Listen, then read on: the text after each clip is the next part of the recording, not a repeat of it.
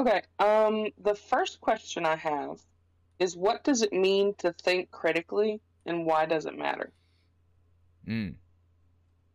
I think thinking critically would entail. I mean, there's an actual definition for this, but I, to me, critical thinking entails thinking about things rationally and being skeptical of claims and breaking things down into small pieces to try to work through it logically. That would be my personal definition. But again, there is an actual definition.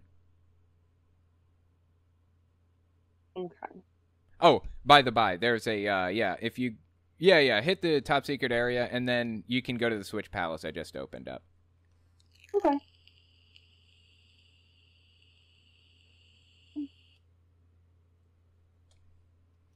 You're just gonna hear a whole bunch of little like high pitched grunts while I get stuff like Okay. There's a Mario Maker 2 player that mm-hmm. I watch sometimes called The Beast 721. Anyway, nobody just run through. Just don't worry about any of it. Just run through. Nobody notices this really, but when he's playing, he makes the strangest facial expressions. Like when he's trying to jump and do crazy tricks, his face contorts in weird ways. Pretty funny. Mine probably would. I have a mirror. I should set it up and just see what I do. Right. Very nice. So I have 5 questions. We have about 6 minutes per question. Okay. So when I'll what does it mean to think critically and why does it matter? How does that what does thinking critically look like in children? What does thinking critically look like in children? Well, when Kylie was little, Mm-hmm. um, I tried to teach her. Oh God, I can't, I'm dying terribly right now. It's embarrassing. I tried to teach her basic critical thinking skills. Like, for example, I wanted to make sure that she understood basic logic principles, like just because something is just because something is not true does not mean that it's false. That not true and false are different. Guilt and not or innocence and not guilt are different, you know. Try to Mm-hmm. teach basic logical premises, basic logical ideas. And if you recognize that, you know, this is how the world works. There is a difference between innocence and not guilt. When you realize that, your whole view on everything changes. You start looking at situations differently, and I felt like that was a foundational thing to try to teach her how Mm-hmm. that works, you know. And I feel like it worked because at the time I was worried about Jehovah's Witnesses dragging her in. My mom was putting in her best effort to try to brainwash her, and I feel like just teaching her basic logical steps was the thing that kind of saved her from that. Or I would like to think that anyway. Yeah. Could you explain the difference between um what did you just say? If if I wasn't trying to think about it, I could have asked the question. Right? Um, could you explain the difference between no, run away, I'm gonna get you. no, uh, innocence and not guilt? Because I'm having a hard time. What's the difference between innocence and not guilt? Okay. Yeah. The difference between all right, so the court system is not built to determine if somebody is innocent or guilty. Innocence has no part in this. We don't know if somebody is innocent or not. We're not trying to prove that. We have no idea. What we're trying to prove is their guilt. And if we can't prove that they are guilty, then they're not guilty by default. They may not be innocent. They may have actually done this, but instead of proving that they did not do this, we have to prove in a court of law that they did do this. And if we can't prove that they did do this, then they get let. Then they're free. They're free to go. You know? Yeah. So it's a higher Okay. burden. We're not coming at it from are they innocent angle. We're coming at it from are they guilty angle. And it makes it a lot easier for defendants to, because the prosecutor has to prove that they're guilty rather than the person proving that they're innocent. You don't have to prove your innocence. They have to prove your guilt. And if they can't prove your guilt, then they're not guilty. It doesn't mean you're innocent. Maybe you did do it, but they couldn't prove it. So that's the difference. What do you want? Do you hear my cat? I do.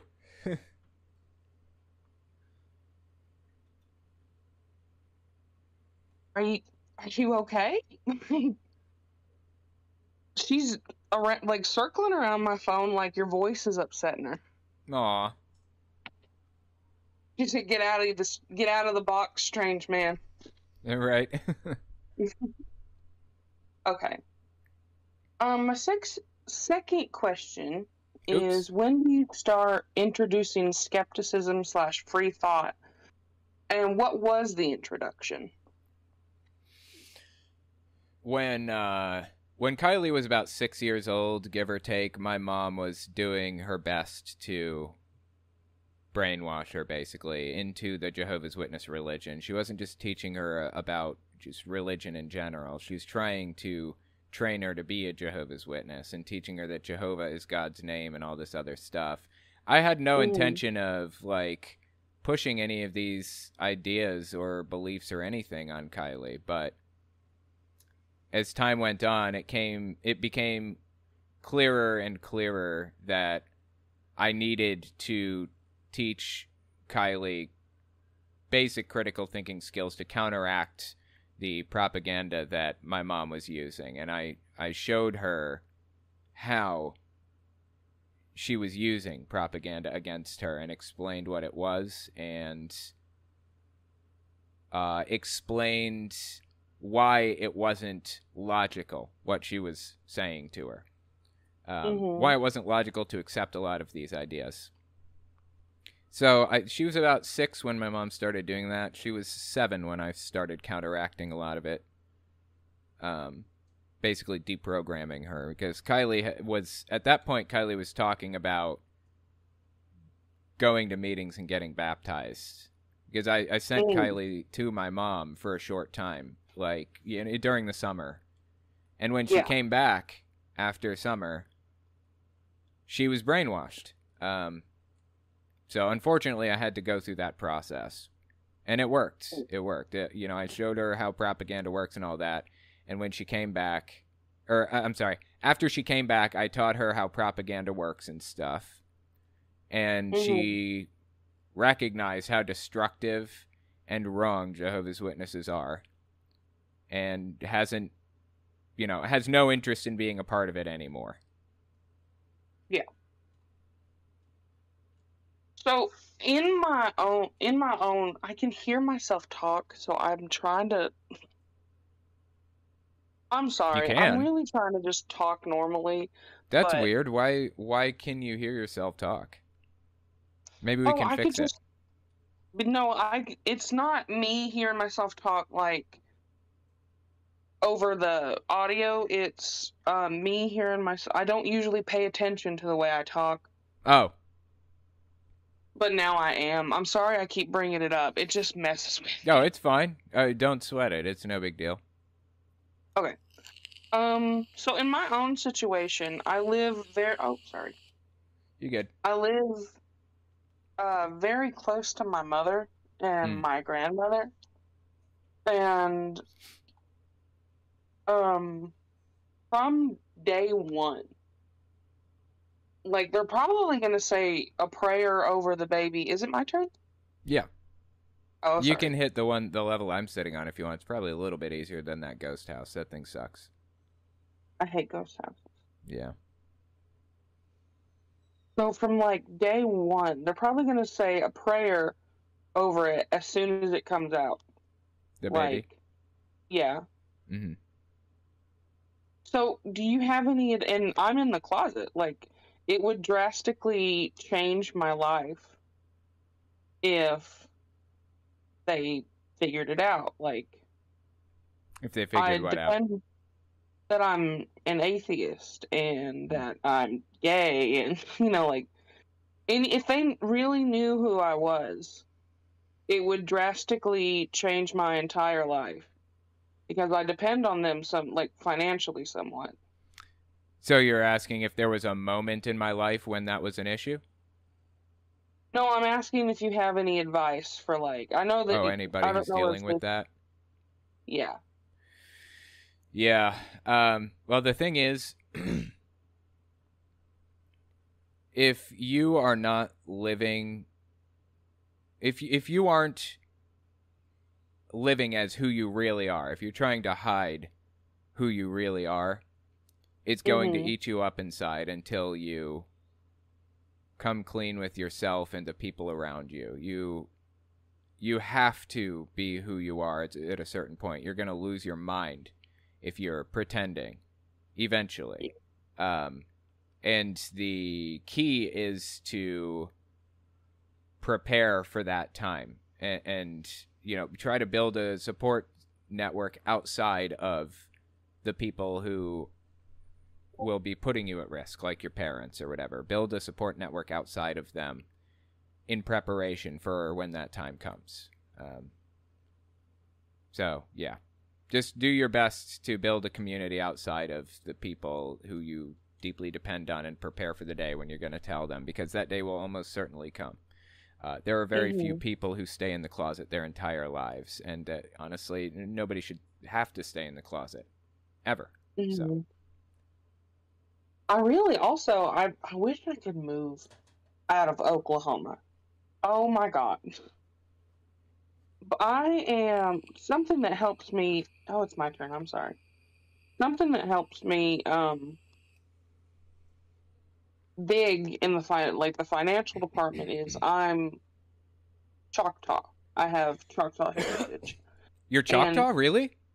yeah, No way. I have another fan who lives like 2 miles away from me who's also Choctaw. That's super interesting. if they're in the chat, They're not. Alito. It says Oh, they're usually in Discord, like on Sunday nights. oh, okay. Yeah, I I speak Choctaw with an accent too. that's pretty cool, I think. Yeah, I only know some of them. Oh, do you want to know the Choctaw word for turkey? Sure, lay it on me. Fuck it. Really? Yep. That's It's more funny. like foo foos. It's like with a V. Okay, interesting. Yeah. That's what I remembered from my Choctaw classes. That's pretty cool. What was I talking about? The fact that you want to leave Oklahoma. Oh yeah, Oklahoma. Okay, Oklahoma sucks. Um, I want to leave. Well, it's beautiful around here. I love the people as long as I pretend to be one of them. Right. Because if they knew who I was, I feel as if my life would be in danger. I know the feeling. Mm. And the reason I stay is because I'm Choctaw and I don't have to pay for any of like medical insurance or anything Mm. because they handle that. So who does? Oklahoma? No, the Choctaw Nation. Oh, really? Wow. Yeah. That's cool. Mhm. I don't know where I'm going. Where should I go? Yeah, you can go back up, and if you want, go back through the pipe, and you can hit the next level. I don't think that one's too bad. I don't remember which one. It's a water one. Up to you. Oh. Oh, I remember this one. I'm really good with this level. I'm just gonna swim. Okay. No.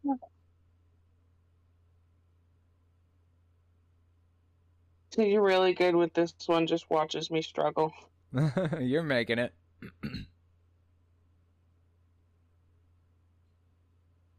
So if I ever got to a point where I can like afford health insurance, no, go away, go away, go away, go away, go away.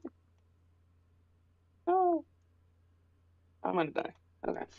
That's okay. I'll hit this level and see if I can get it. Although before I hit that level, actually, oop. Okay. Let me get us some lives. Okay. So, my third question is, it's just like a topic, not really a question, but combating influencing figures and culture, which kind of ties into what we're talking about anyway. Right. I'm probably gonna have to, which, man, that's gonna be a big conversation. Okay. Be like, hey mom, you know the thing that you're like obsessed with? Yeah, I think it's bullshit. Right. It's always hard having those types of conversations with parents. Mm-hmm. I had that conversation with my mom eventually, and she never talked to me again after that. So there is definitely a risk when having those types of conversations. You got to be prepared for the worst sometimes, Mm-hmm. She would never, here's the thing I'm thankful for my mom. She would never abandon me financially, and she would never abandon me, like, she'd still hang out with me and stuff, but our relationship would go from kind of cool, I mean, she takes care of me and stuff like that, and Right. And it would go from I'm a mission. It would go to I'm a mission. I'm like, I don't know. I'm something to be one instead of her daughter. Right. Like she has to convert you back or whatever, huh? Oh yeah, you told me your mom doesn't know, right? About your whole thing. I remember that now. You telling me about that. Yeah.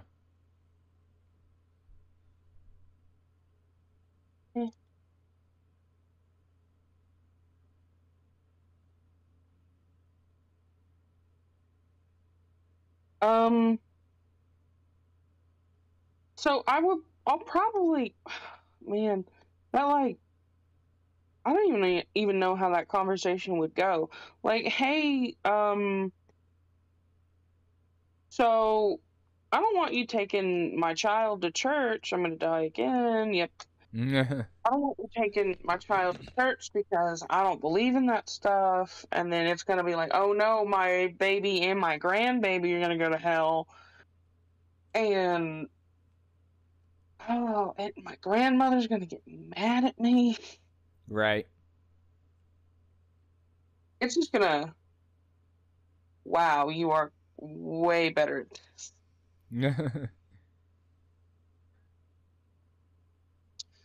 So that's kind of it. Like, I have two more questions, but it's like 12:33. Oh, it is, isn't it? Wow, I didn't even realize. Well, you can lay those questions on me, and we can just pause the game if you want, and we can talk about it. So combating influencing figures and cultures, it's probably just going to be like, hey, mom, I'm an atheist. I'm not up to talking about it. But, like, you can go pray if you want. Right. But like, I don't believe in that stuff.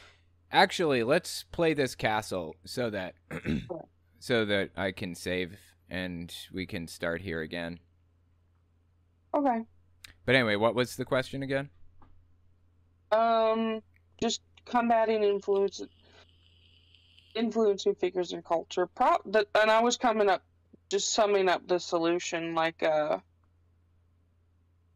so it's just, instead of like how I'm gonna hide it, it's more gonna be like how I'm gonna deal with my child and myself becoming a mission instead of part of the family. Right.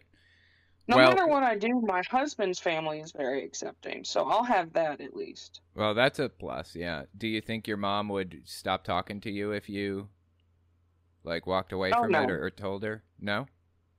I don't think she'd stop talking to me, Hmm. but I do think the whole narrative of our relationship would change. That sucks, yeah. Well, But it's kind of like, dude, she doesn't even know who you are, so yeah.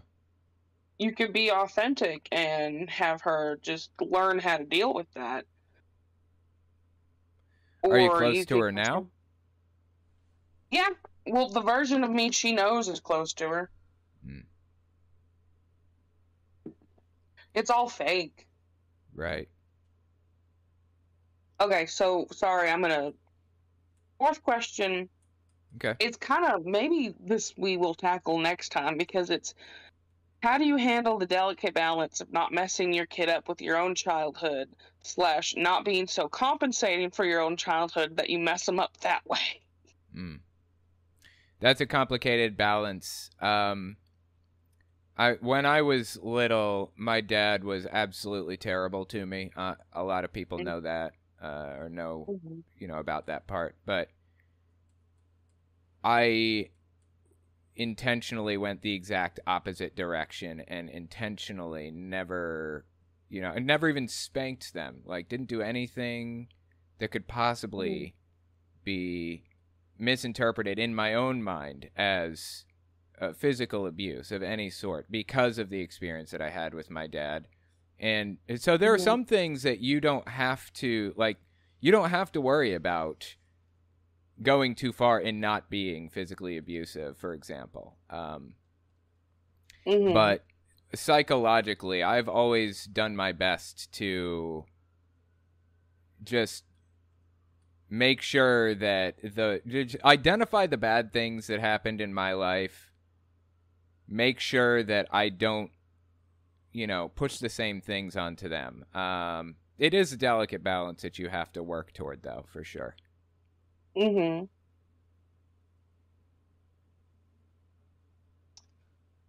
and then the last question is, do you have any resources or examples of what to do / what not to do? Well, there are some pretty good parenting books. I always say make sure that everything you do is science-based. Everything should be science-based. I feel like people shouldn't look to culture. They shouldn't look to religion or any of that stuff. There are objective answers about whether or not it's best to, spank your kid for doing something wrong, or how you deal with, the eventuality that they're going to do something bad. Like, how do you deal with it? Do you put them in timeout or what? And there are objective answers to these questions, and it should always follow science, in my opinion. Anyway. I'm sorry to... Say again? What is that, So I'm from, like I said, Oklahoma. I'm from the part of Oklahoma that's so close to Arkansas. It's referred to as Little Dixie. Right. The biggest town next to me is where the stupid flags in the back of the truck started with a parade. Oh, yeah. And everyone's solution around here is spank them. Like, right. Light them on fire. And like I don't know what to do because I'm like, I'm not gonna hit my kid ever, Yeah. ever. I'm not even gonna try to yell at him because I feel like that messed me up a little. Yeah, same. And but like, what do you do if your kid's biting you and hitting you? I know it's because they are not capable of realizing that hurts my mommy. It's How more old? like 3 or 4. I mean, different ages too. Like, what if your kid is 8 and they're still biting you and hitting you? There is a scientific answer to this. I think the answer is to take things away and show them that there are consequences for this kind of thing. Mm-hmm. Don't allow them to. Don't put them in a situation where they're capable of doing it, if at all possible. Mm-hmm. Put them in timeout, things like that. There are scientific answers, and that's always where I turn for it. I didn't realize that, for example, paddling your kid was wrong until Kylie was, I don't know, 3 or 4. And after I realized that that's counterproductive and damaging, I never did that again. Mm-hmm. I don't currently have any kids. This is just like me asking someone who has kids these questions, but Right? not steeped in religion. Sorry to keep you over time. Oh, no, you didn't. I think we didn't get started until 10 minutes after anyway. So this is right about on time, actually. But Okay. anyway, well, I appreciate you coming on. It's been fun. I will let you go, and I will hopefully see you in the chat, okay?